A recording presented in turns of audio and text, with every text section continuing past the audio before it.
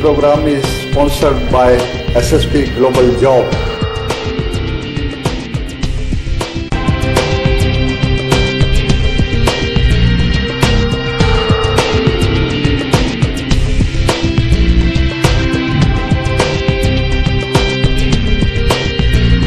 नजर की इस विशेष प्रस्तुति में मैं शैलेंद्र आपका स्वागत करता हूं। अपने पिछले अंक में हमने 1971 से लेकर 2014 तक के लोकसभा चुनावों पर नजर डाली थी। अपने इस अंक में हम इसी चर्चा को आगे बढ़ाएंगे। 1971 में गुड़गांव से तैयब हुसैन और महेंद्रगढ़ से राव वीरेंद्र सिंह सांसद थे। इसके बाद 1977 में गुड़गांव और महेंद्रगढ़ की सीट को मिला दिया गया और फरीदाबाद एक अलग सीट बना दी गई। 1971 से पहले गुड़गांव और फरीदाबाद एक लोकसभा सीट हुआ करती थी और अहिरवाल, जिसमें महेंद्रगढ़ और रेवाड़ी शामिल है, वो झज्जर लोकसभा कॉन्स्टिट्यूएंसी में आते थे, जिससे कि राव गजराज सिंह सांसद रहे। अलग हरियाणा राज्य बनने के बाद राव वीरेंद्र सिंह इस क्षेत्र के दिग्गज नेता के रूप में उभरे। उनके इसी राजनीतिक सफर के ऊपर हमारे संपादक पवन कुमार ने विशेषज्ञों से बातचीत की। Retired deputy director statistic analysis Jagjit Singh ji और अहिर कॉलेज के रिटायर्ड प्रोफेसर रणधीर सिंह जी से हमने इस विषय पर विस्तृत चर्चा की। पेश है हमारे संपादक पवन कुमार जी के साथ इसी चर्चा के कुछ अंश। प्रोफेसर रणवीर सिंह जी, आपका हमारे प्रोग्राम में स्वागत है। हमने जो विषय ले रखा है आज का अहिरवाल की राजनीति का कड़वा सच, उसके अंतर्गत हम पूरा जब से हरियाणा का निर्माण हुआ 1 नवंबर 1966 से लेकर अब तक की जो लोकसभा की राजनीति रही है, इस विषय को लेकर हमने रखा है। तो आप बताएंगे कि 1966 में जब हरियाणा बना, उसके बाद क्या राजनीतिक गतिविधियां रही, केंद्र के लिए क्या राजनीतिक गतिविधियां रही? 1966 में सबसे पहले तो पंडित भगवत दयाल शर्मा जो है वो मुख्यमंत्री बन गए, पहले मुख्यमंत्री 11/66 को। उसके बाद मार्च के अंदर चुनाव हुआ 1966 में 67 में, और चुनाव के बाद जो है ना भगवत दयाल जी फिर चीफ मिनिस्टर बन गए और राव वीरेंद्र सिंह इस क्षेत्र से जो है ना वो स्पीकर चुने गए, एमएलए चुने गए थे, एमएलए। हाँ, ये तो आप बता रहे हैं कि विधानसभा से संबंधित हरियाणा राज्य बनने के बाद। हाँ। लेकिन अभी जैसे लोकसभा चुनाव हैं, हाँ। तो लोकसभा चुनाव को लेते हुए कि उस वक्त हमारे यहाँ से जो हरियाणा से कितनी लोकसभा क्षेत्र सीट थी? हमारी उस टाइम 9 विधानसभा सीट थी। 9 लोकसभा क्षेत्र? हाँ, 9 लोकसभा विधानसभा सीट थी। क्या उस समय पे महेंद्रगढ़ और गुड़गांव एक साथ था? नहीं, उस टाइम हमारी महेंद्रगढ़ लोकसभा सीट बन गई थी 67 में। 67 में महेंद्रगढ़ लोकसभा क्षेत्र। हाँ, और एक फरीदाबाद बन गई थी। एक फरीदाबाद। गुड़गांव महेंद्रगढ़ टूट करके महेंद्रगढ़ में था। गुड़गांव महेंद्रगढ़ में था। हाँ। तो उस वक्त सबसे पहले जो सांसद थे यहाँ से चुने गए थे, हाँ। वो कौन चुने गए थे? राव गजराज सिंह। राव गजराज सिंह जो महेंद्रगढ़ से सांसद पहले सांसद चुना गया कांग्रेस की टिकट से। तो वो कौन से सन की बात है? 67 की। और जब 71 में दोबारा 71 में दोबारा चुनाव हुए, राव वीरेंद्र सिंह विशाल हरियाणा पार्टी से उम्मीदवार थे, सांसद चुने गए। अच्छा, 71 में वो चुने गए। हाँ, लोकसभा के विशाल हरियाणा पार्टी से राव वीरेंद्र सिंह सारे हिंदुस्तान में सबसे कम 1700 सीट से जीता था। 1700 सीट से जीता था। हाँ, 1700 से। यानी जो 71 का चुनाव था वो राव वीरेंद्र सिंह के लिए एक मतलब एक बूस्टअप के रूप में काम किया। उसके लिए एक बूस्टर था, एक तरह से बूस्टर था। जब इंदिरा गांधी की लहर थी 71 में और उस लहर में जीत गए, पर हिंदुस्तान में सबसे कम वोटों से 1700 से जीता था। 1700। उसके बाद हम बात करते हैं 77 के चुनाव की। 71 के बाद सीधा इमरजेंसी के बाद 77 में चुनाव हुआ। हाँ, 77 में चुनाव हुआ। हाँ, जनता पार्टी का। हाँ, जनता पार्टी का और ये विशाल हरियाणा कांग्रेस का गठबंधन था। अच्छा, उसमें विशाल हरियाणा कांग्रेस का गठबंधन था और राव वीरेंद्र के उम्मीदवार राव वीरेंद्र सिंह थे और उसके जनता पार्टी का मनोहर लाल सैनी। मनोहर लाल सैनी 66,000 वोट से जित्या, राव वरिंदर सिंह गठबंधन का उम्मीदवार हारा। मतलब गठबंधन, उसका कारण क्या रहा? उसका कारण ये लोगों की कांग्रेस के प्रति नाराजगी थी, ये अपने फैमिली प्लानिंग की वजह से। हाँ, वो इमरजेंसी की वजह से। इमरजेंसी नहीं, फैमिली प्लानिंग की इमरजेंसी का इतना असर नहीं था। तो संजय गांधी का, सुरेंद्र का जो फैमिली प्लानिंग कराई गई लोगों की जबरदस्ती, वो कारण था। यदि राव वरिंदर सिंह अपनी विशाल हरियाणा पार्टी चुनाव लड़ते तो जीत जाते। तो उसका हारने का कारण कांग्रेस रही। कांग्रेस, ये उनके दूरदृष्टा कहूंगा मैं वीरेंद्र सिंह की। लेकिन उसके बाद 1980 का जब चुनाव आया तो राव वरिंदर सिंह कांग्रेस में शामिल हो गए।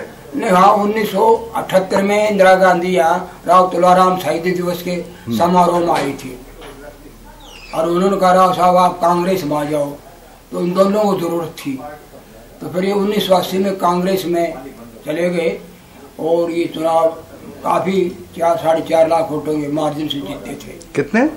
4.5 लाख वोटों मार्जिन से जीते थे। अब दूसरा कैंडिडेट पंडित रामविलास शर्मा जो आज बीजेपी कैंडिडेट था, उसका भाजपा का, तो काफी तो जीते। तो उन्होंने उसके बाद इंदिरा गांधी ने इनके लिए एक ऐतिहासिक बात थी, नंबर 2 पर शपथ ली और 16 मंत्रालय थे इनके पास।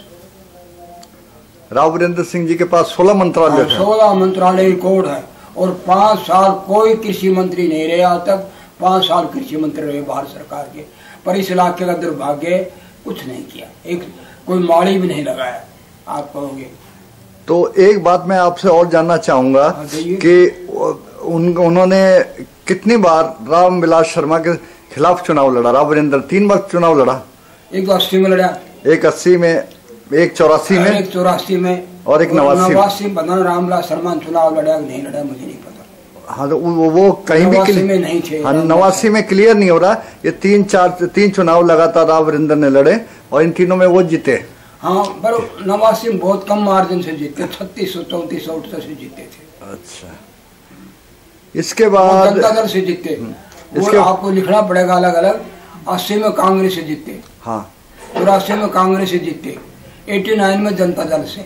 तो 89 में राव वरिंदर सिंह जनता दल में थे? हाँ, राव वरिंदर सिंह, हाँ, जनता दल से।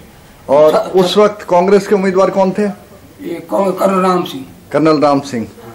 तो यानी राव वरिंदर सिंह ने 1989 में सबसे पहले कर्नल राम सिंह को हराया था उस वक्त कर्नल। हाँ, लेकिन 91 में कर्नल राम सिंह जीते, वरिंदर सिंह हार गया। हाँ, उस वक्त कर्नल राम सिंह कांग्रेस से थे और राव वरिंदर सिंह जनता पार्टी से थे। और लगभग 1,61,820 वोटों से वो हारे। उसके बाद आज बताइए रणवीर सिंह जी। 96 का जो चुनाव था, 96 उल्टा हो गया। वरिंदर सिंह कांग्रेस में आ गए और ये भाजपा में चला गया। ये भाजपा में चले गए। भाजपा में जीत। नजर में समय हो चला है एक ब्रेक का। ब्रेक के बाद हम इस मुलाकात को आगे जारी रखेंगे।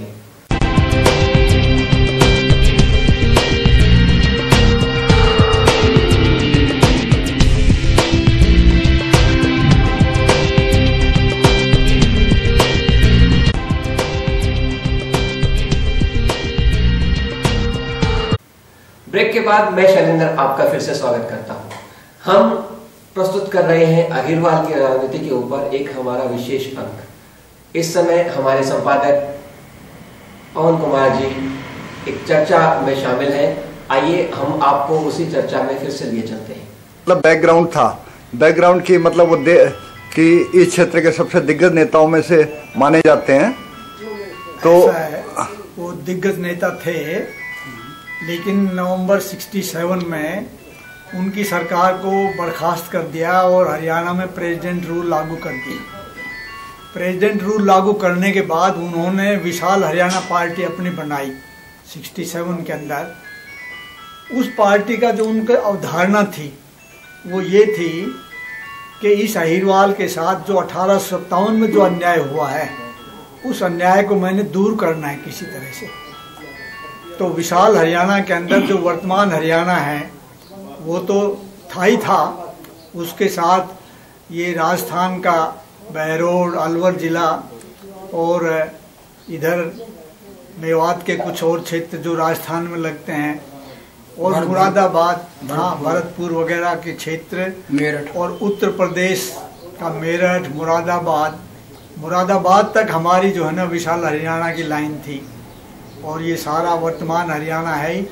पश्चिमी उत्तर प्रदेश के जो ये मेरठ वगैरह के ज़िले, ये बनाकर उन्होंने विशाल हरियाणा बनाया था कि मेरा अगर राजनीति चलती है तो मैं इसको ये हरियाणा प्रांत बनाऊंगा अपना, विशाल हरियाणा। फिर आखिर क्या कारण रहा कि फिर विशाल हरियाणा पार्टी को एकदम ही कांग्रेस में विलय कर दिया गया? बस वो आगे पार्टी ज़्यादा नहीं चल पाई, तो उस वजह से कुछ उनको विलय करनी पड़ गई। तो फिर ये 78 में इंदिरा गांधी जब आई तो उसके अंदर उन्होंने विलय कर दिया कांग्रेस के अंदर, और बाद में वो कांग्रेस के अंदर चले गए, उससे फायदा भी हुआ। अच्छा, एक बात हमने जो जैसे कि जैसे इतिहास हम देख रहे थे, मतलब जब से हरियाणा बना है, तो एक चीज़ हमने जो अनुभव करी थी वो यह अनुभव करी थी कि जब यहाँ की जनता राव वीरेंद्र सिंह से खुश थी तो उन्होंने हमेशा उनको जिताने का प्रयास किया, लेकिन अगर जब उनसे नाराज थी तो उनके खिलाफ चाहे कोई भी उम्मीदवार खड़ा हो, जनता ने उसे जिताया, चाहे वो मनोहर लाल सैनी हो, चाहे कर्नल राम सिंह हो, या फिर आगे भी जो इस तरह की पीढ़ी चली आ रही है, तो वही प्रोसेस चलता आ रहा है। नहीं, ऐसा नहीं है। 77 में जनता पार्टी की लहर थी और राव वीरेंद्र सिंह से लोग नाराज नहीं थे, कांग्रेस से नाराज थे, और उन्होंने कांग्रेस से अपना अलायंस कर ली, इसलिए मनोहर लाल सैनी जीत गया। यदि विशाल हरियाणा पार्टी से लड़ते तो मनोहर लाल सैनी नहीं जीतता। दूसरी बात, कर्नल राम सिंह यादव था, तो यादव होने से यादवों की वोट 2 जगह बट गई,